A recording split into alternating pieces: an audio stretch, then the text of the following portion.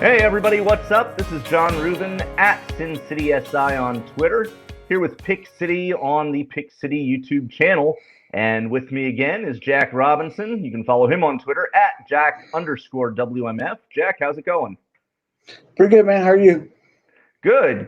So I did want to ask what exactly the WMF stands for, if it is family appropriate, because this, of course, is a wholesome, family-friendly podcast here. But with that said, what does the WMF stand for, if you were able to share with us? If you're not, you can decline to comment. Yeah, man. WMF is a name that it's a nickname that I garnered, a long time ago. 7-8 years ago when we first started sports betting and sports handicapping. Actually, what WMF is it means White Morgan Freeman. Okay, so what White Morgan Freeman is is a nickname that was given to me way back in the day, and what that means is like when I speak, everybody stops and listens. So it's something that was given to me by some people that are very respected in the sports betting industry and sports gambling industry, and something that I'm going to take that to heart. Sure, yeah, and now I would have lost a bet myself because I thought the WMF stood for something else, but I would have been wrong, and we'll just leave it at that and move on. Episode 2, here we are. So just to recap, episode 1 was all about what is a point spread. Mostly for basketball and football. You'll see the plus and the minus by your team's names, and that just means how much they have to win by if they're the favorite, or what they can afford to lose by if they're the underdog. But there's another number that you're going to see next to that point spread, and that is the juice, otherwise known as the VIG or vigorish. So, Jack, what exactly is the juice? So the juice is so if you're going to be looking at a sports bet, if you want to bet $100 on a game and it says minus 110 against that, then you're going to have to bet $110 to win $100. So that $10, the extra 10, that's the VIG or the juice that we're talking about.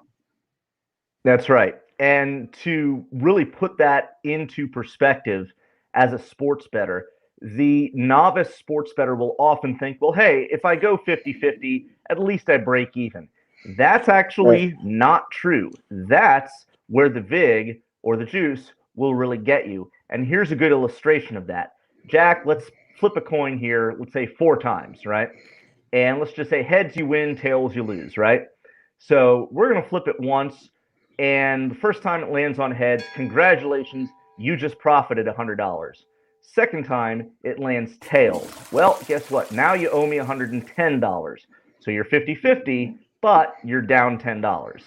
Okay, right. Flip number 3, it's heads again. Great, you just profited another $100. Now you're plus 90, but now the next one's tails, and you lose another 110. Now you're minus 20. So you're 2 out of 4, 50-50, but you're in the hole $20. And that's why on minus anything, of course 110 is the most common, but on minus anything, you can't go 50-50 and actually break even. That's actually a really good way to slowly go broke. Right. And that's what a lot of people do is like when they're betting like small amounts, say you're betting $50 games or $10 games or whatever the amount that you're betting on the games, and you're trying to play one-to-one with Vegas on like favorites, then you're ultimately going to end up losing at that point. So bankroll management is something as well that you have to look at if you're going to be able to beat your bookie or not. So that's something that we're going to be looking at in later episodes as well. That's right. Yeah, money management is as important, if not more so, than actually picking winners. Again, we'll get into that in a future episode.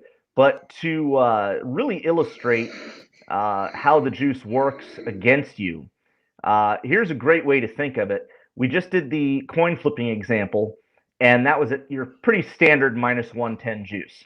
So if we expand this out, what that essentially means is that you cannot win 10 out of every 20 bets to break even. Again, that's a good way to go broke very slowly. You actually have to win 11 out of 21 to break even. Percentage-wise, that works out to about 52.4%. But for point spreads, you'll typically see minus 105, minus 110, minus 115, minus 120. The larger that number, the more it goes toward the minus 120 and beyond, the more you're going to have to win in order to break even. Usually, almost 9 times out of 10, if not more, it's going to be minus 110 or somewhere in that neighborhood. So to find the break-even point at minus 110 juice, or any number for that matter, I'll break out how the math actually works here on your screen. At minus juice, what you would do is take the absolute value of the juice. If you forgot algebra class, absolute value just means that if the number is minus 110, the absolute value is 110. If the number is plus 110, the absolute value is still 110. So if it's minus juice, you take the absolute value of that number. In this case, we're just going to say 110. And then you would divide that by the sum of 110 plus 100. So in this example, it becomes 110 divided by 110 plus 100, which is 210. So you have 110 divided by 210, and you simplify that. There's the 11 out of 21 that we were just talking about. We'll do the same example. Let's say that it's a little more steep, and now you have to lay minus 120 juice. Well, Jack, as you know, you're going to have to win more in order to break even. That's correct. So when you're going to play a game that's minus 120, so is that going to be because more people are betting on that? Is that because they're the favorite and Vegas is moving the lines onto that? Mm-hmm. Or when you're going to be betting on minus 120, minus 130, minus 140, so you're going to be taking those are favorite bets. Those are the games that should win. What you need to really look at is, are you really going to put your money on that game that's minus 120, minus 125, minus 130? Is it worth it? Or is it worth it? 100%. Mm-hmm. Is it worth laying your money onto that? So you're exactly right. The higher the juice is, the more you're going to have to win, and you're going to have to really consider if, ready for this, the juice is worth the squeeze. But there you go. All right. So looking at the math on the minus 120, it's really the same principle. 120 divided by the sum of 120 plus 100 is 220. So 120 divided by 220, it's the same as 12 out of 22, which is basically about 54.5%, a little higher. So again, the more that number goes up, minus 120, 130, 140, etc., the more you're going to have to win. You have to win more games, 100%. Yep. That's right. So those are your more common minus juice examples. Let's take a look at what happens if you do have that rare plus juice opportunity. In this case, the most common that you'll ever see is plus 105. Let's say there's a football game and you like the favorite, but you would have to lay 3.5 points. Now, the book will incentivize you to lay that many points in some cases and give you plus 105 juice.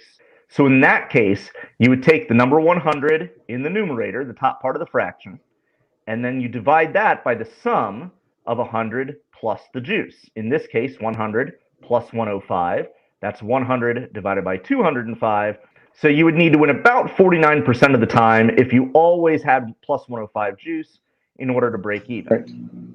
So with that, that will wrap up episode 2 as far as what is juice or vigorish. Jack, any parting thoughts? Let's win. That's all there is to it. And when the white Morgan Freeman speaks, you have to listen. That's what's been said. So exactly. So yeah, it's just about education. It's about finding the smallest edge that you possibly can, because that $10 in juice, the 110 to win 100, that $10 is going to go to the books. It's not going to go to you. So the question is, how can you win more than 52.4% of the time at minus 110 juice in order to get the benefits yourself and not give them to the other guys? And that's what PicksCity is here for. So make sure to check us out on PicksCity.com. Follow us on Twitter at PicksCity. You can follow me again at SinCitySI. Jack, the white Morgan Freeman, at Jack_WMF. And with that, we will say goodbye, and we will see you in episode 3, where we will talk about the money line, and totals. On that note, we'll see you later. Thanks for watching.